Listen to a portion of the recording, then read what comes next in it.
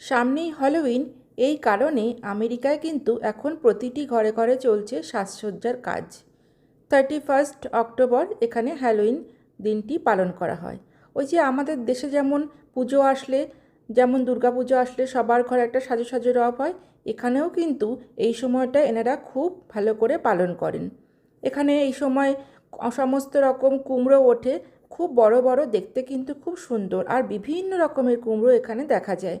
এইগুলোকে নিয়ে ওনারা বিভিন্নভাবে ডেকোরেট করেন, কেউ কার্ভ করে, কেউ আঁকে, যার যেমন ভালো লাগে সেইভাবে কিন্তু ডেকোরেশন করে।